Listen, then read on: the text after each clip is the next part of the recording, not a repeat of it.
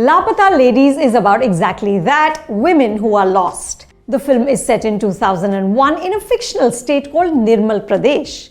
In an absurdly comical comedy of errors, Phool and Jaya, both new brides in rural India, with their ghungats reaching below their noses, end up without their husbands. But these women are also lost metaphorically. They are chained by their own conditioning and oppressive patriarchal structures. In the lunchbox, Nawazuddin Siddiqui's character Sheikh famously proclaims, "Kabhi kabhi galat train bhi sahi jagah pahuncha deti hai." For Jaya and Phool, the opposite happens. A sahi train takes them to the galat jagah, which helps them to get on the right track.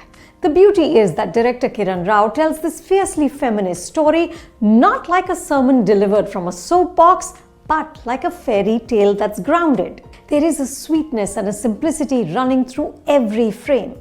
Most of the people Phool and Jaya meet are inherently decent. The same scenario, young women lost and alone, could constitute a horror film. Think of the trauma endured by Anushka Sharma in NH10 or Tara Sutaria in Apurva. But Kiran and her writers. The original story is by Biplab Goswami, the screenplay and dialogue by Sneha Desai, and additional dialogue by Divya Nidhi Sharma keep it deliberately sunny. Through Phool and Jaya and several of the other female characters in the film, they make a passionate plea for women to be unshackled. The primary shackle is of course that ghungat, which sets the plot into motion.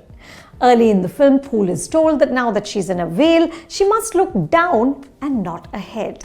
Kiran gives us POV shots from inside the ghungat. All Phool and Jaya can see are shoes. The veil also prevents the women from being found. When the local cop Shyam Manohar asks for a photo, Phool's husband Deepak offers the sole one he has from their marriage, in which Phool's face is entirely covered. Only her chin shows. Later, a character says, "Face ही तो सब कुछ होता है. Face ढकना मतलब पहचान ढक देना." And the film smartly makes the point that this burying of a woman's identity is across faiths. Irrespective of religion, women are second-class citizens covered in cloth that resembles a shroud long before they're dead. Again, this is done with levity. Humor is Kiran's not-so-secret weapon. It makes the messaging much more palatable. Laapataa Ladies takes genial potshots in all directions. Politics, police, that singular ability Indians have to be intrusive. Pay attention to Jaya's mother-in-law, whom we meet briefly on the train. Deepak, who she doesn't know at all, is standing close by. But she doesn't hesitate in asking about his dowry or reaching over, feeling the material of his suit and declaring that her son's is better. Her son Pradeep, whom Jaya has married, is frankly awful. In contrast, Phool's husband adores her. There's a lovely scene in which he declares his affection with great effort and pride. The women are also opposites. Phool is timid, conservative, ignorant. Jaya is more educated, ambitious, and furtive. She lies, and she's clearly hiding something. But eventually, both women help each other to find their way. Their story stumbles on the pacing. Like Kiran's first film Dhobi Ghat, Laapataa Ladies also sometimes becomes lethargic. The songs by Ram Sampath are melodious and enhance the rootedness of this world, but they don't propel the narrative enough. And in places, the messaging is just too on the nose.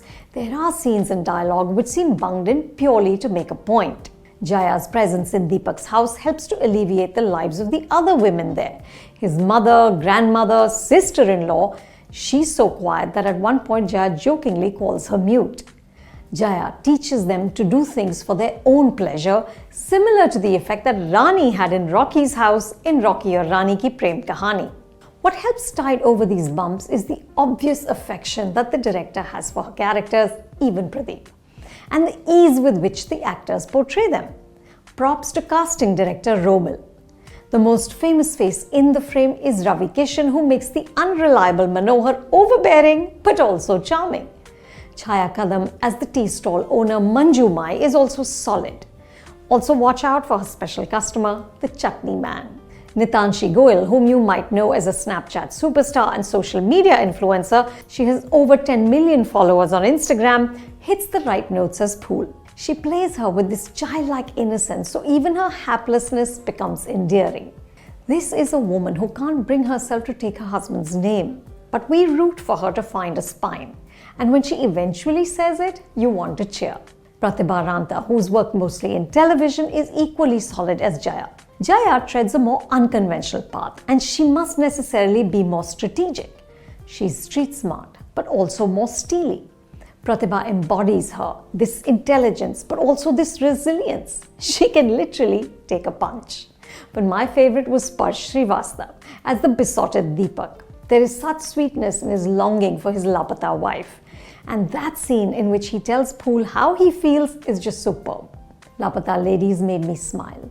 It also made me tear up for the strength and the struggles of women everywhere. But Kiran leaves you hopeful that despite the Herculean obstacles like Phool and Jaya, we will all eventually find our way. You can see the film at a theatre near you.